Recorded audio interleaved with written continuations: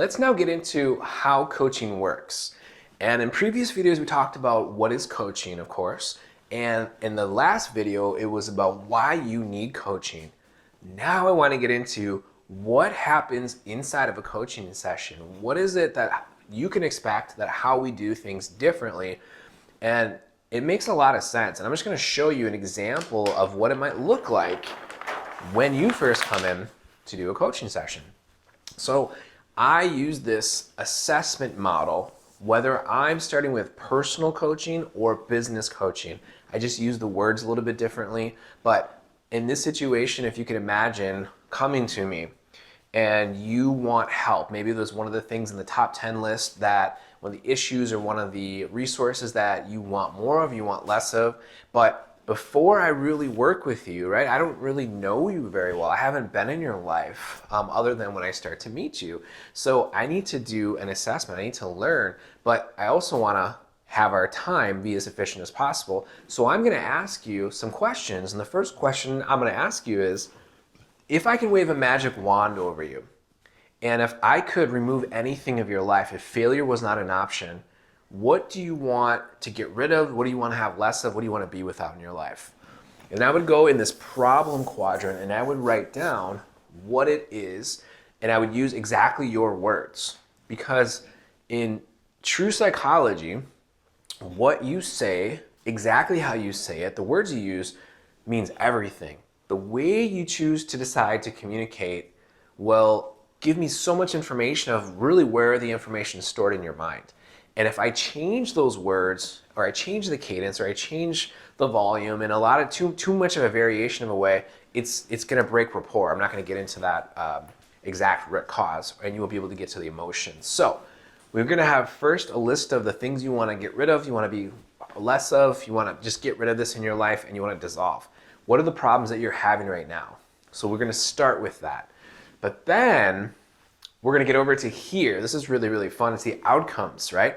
When these are no longer a problem for you, that everything that we listed off is no longer a problem for you. It's completely erased. You don't have it in your life anymore. Can you imagine just without that weight, that baggage, how much emotional capacity that you'll have in the RAM, just all that weight's gone.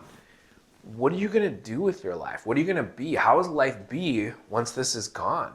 And I really want to know what comes up. And some people, they have financial goals, they have relationship goals. We can do the assessment more than once. We usually recommend every 3 to 6 months, but right away we got to start off to see where you're at. This is the roadmap, current roadmap, and the direction that your life is heading in. And the outcomes is really what you want. If failure wasn't an option, what would that be? Then, right after that, we're going to do resources. Now, the resources I'm going to ask you, once we find out what you want, is who or what? What are you going to need, or who are you going to need to not only help get you to these, or to get the resources to get you to the outcomes, but help you maintain it once you're there. We talked about systems. It's not enough to just have an idea or just a want or a desire, a passion. We need to put a lot of things together in order to make it happen in the physical world. So you're going to need supports. You're going to need resources.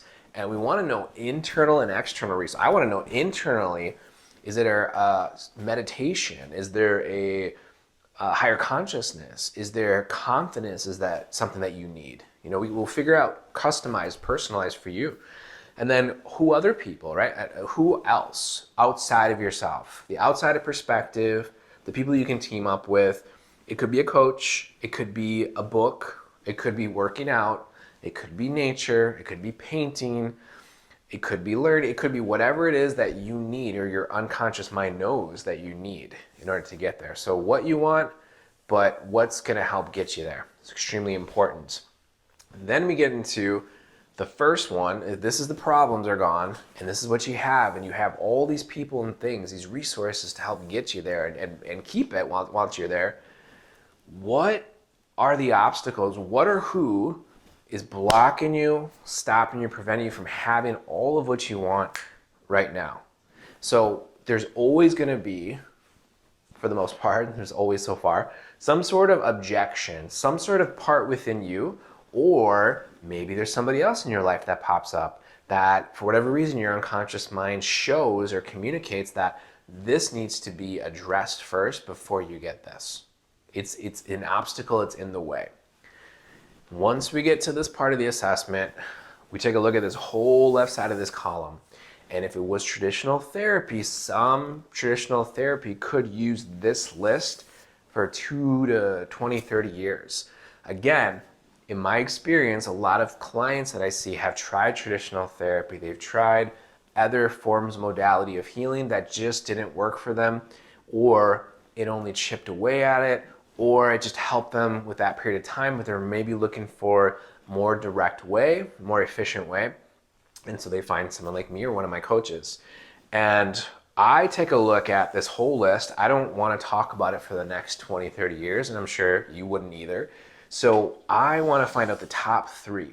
I need your help to find and locate what are the top 3 issues, the top 3 things that if we cleared them first, we'll get rid of the other ones.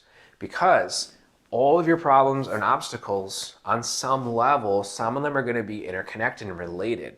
And if you can get to a root of something and uproot it, then it takes a lot of other things with it. It's very brilliant. That's why we're root cause focused. We want to get very systematic process to find out where's the root of it. If you pull the root out, it pulls everything with it. So it's going to be in the past, guaranteed. It's going to be a younger part of you at a different time when you didn't have the same amount of resources that you do now. And we're going to do some upgrading and uprooting, which is really, really fascinating. And I'm going to continue this video, talk more about the root cause, because there is 5 levels. Now, I don't normally say this. I don't normally share this unless somebody asks. Usually I teach this to my students, but I do want to give you a different point of view of what I'm looking for. There is 5 sub-levels of a root cause. So what is a root cause? A root cause is the source or origination of your problem or obstacle or trauma or whatever issue that you're having. It's the source or where the problem originates from. It's the root cause, and you get to the root, you get rid of it. Much like if there's a leaky roof, just because a roof leaks at one area, it doesn't mean that's exactly, if there's somewhere in your ceiling where that's where it's coming from, it might coming from a totally different place, the water, and then come somewhere else and drip down. So you really need to get to the root cause of anything in order to deal with things. So, I mean, ants is another one. Just because you get rid of some ants in your house doesn't mean that's the entry point where it's coming into your house. So I just want to talk a little bit about the sub-levels. You need to know nothing about this, but if it's interesting, if you want to know as a client, as a learner, as a coach, then that's great.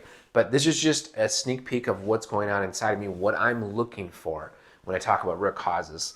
Number 1 is thoughts. Maybe we can just change it at the thinking level. The thinking level is so easy and it's so simple, but it is not that deep, generally speaking. So maybe you're having light problems, and if you just change your thinking, it'll get rid of the problem. Maybe, we'll try it, but it doesn't happen. Usually issues are deeper than that. Like level 2 is beliefs.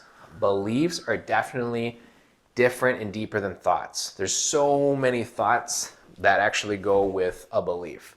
And if we try changing all your thoughts, but it doesn't change the belief, what are we doing here? What are we wasting our time with? That's why we want to identify where it's coming from, and then we know which where to go for it. Beliefs aren't truths necessarily. They're what ideas you hold to be true, but basically with every belief, there was a time when you did not believe that, and you can unbelieve it. There are core beliefs, but generally, like, I'm talking about limitation beliefs on yourself or other people. That's the majority I'm talking about.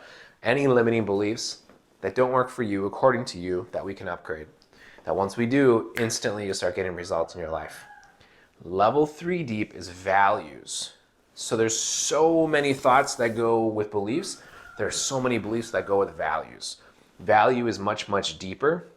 And if we can upgrade your values, it's going to take so many beliefs and an incredible amount of thoughts with it. So do we have a thought issue?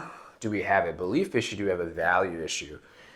This could take a couple sentences. This could take a couple of minutes. This could take about a couple hours, just to give you a context generally how it is. Generally, when we upgrade a value system, it's about 3 hours.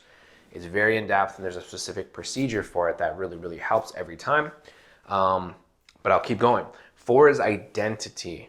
So this is where a lot of people have issues locating their issues because it's deeper than where they're looking. If it's an identity, if you're having an identity issue, changing your beliefs isn't going to do anything. Changing your thoughts isn't going to do anything. Upgrading your values isn't going to do anything. You need to go the next level deeper. And unfortunately, 99% of the people don't know how to do this. And the majority of maybe other coaches or sometimes other therapists might not either. It's very rare to know how to do this at this level. And if you're fortunate enough, blessed enough, ready, willing, and able enough to align yourself and find this person that can help you and teach you maybe how to do it yourself, then you are very blessed and you are also ready. The identity level always has to go younger, and you have to get to that root cause of where you made that decision, develop that identity. And the whole apple doesn't fall far from the tree. This is how you can move the apple to a more healthier orchard, by getting to the identity level or root cause. But there is one level deeper, and that is level 5, called the paradigm. The paradigm is, you can basically look at it like your mental operating system. It has to do, if you think things enough, you repeat thoughts over and over again, it will turn into beliefs. You believe beliefs over and over again, it will turn into values, what's important to you. You keep valuing things for a certain amount of time, it becomes who you are, who you think you are, your identity. And all this is your mental operating system. This is the deepest level. This is a level that a lot of people don't know how to change, and there's different tools, techniques for each levels and layers. But the paradigm is the biggest one. The paradigm is like a ship. It's turning your life around like it's a huge, oil tanker or a cruise ship. You don't turn around like a speedboat, you flip it. You have to make small corrections. And if you want to turn your life around, it's got to be a lifestyle. It's got to be your thoughts, your beliefs, your values, identity to be able to do that. Another metaphor that I teach my students is this. Thoughts is like a house. If you think of like a house, think of your house, think of any other house you've been in. How many thoughts are there in the United States or in the country, wherever you're at? How many houses are there? Well, that's like the metaphor for how many thoughts, okay? So a thought is like a house. Belief is like a city. How many houses are in that city? So if you change one thought, if you paint the color of a house a different color, maybe it's blue and then maybe that's a sad house, and then you paint it yellow and that's a happy house, giving you a metaphor. It doesn't necessarily change the house next door, does it? But if you can paint a whole city or change a whole city, that would really change a lot of thoughts, wouldn't it? So thoughts are like houses, beliefs are like cities, values are like states or provinces. States. How many cities are there in a state? Starting to get the metaphor here. If you go and change a state, you completely paint it a different color, or you heal it, you upgrade it, that equivalent in your unconscious mind, so many beliefs, so many thoughts that goes with it. So we got thoughts, houses, beliefs, cities, values, states, and then identity is like a country. This is really important in coaching. This is very, very important to know that there are different levels. So at the identity level, it's like changing a whole country, and countries don't change easily, do that. But it will take a lot longer. People can change thoughts every so often, every other second. Beliefs can change a little bit faster. Does it slow down? Slower. And then a paradigm is like the whole entire planet. So a paradigm isn't a quick fix. This takes the longest, invest the most time into, and is at the deepest level. You really have to want it to change your paradigm. You really have to want it to change your identity. Now, identity, there's a difference of identity. There's psychological, there's spiritual. Those are completely different conversations. But this is just the analogy of what I look for. Where is this root cause coming from in the assessment or in the coaching? Then I know how to address it. Then we know what to do with it. And that's why a lot of therapy or a lot of other coaching or a lot of other modalities doesn't work, because it might not be at the root cause, and it's not at the root cause, and it's not at the right level. The deeper it is, the more sensitivity that you'll need.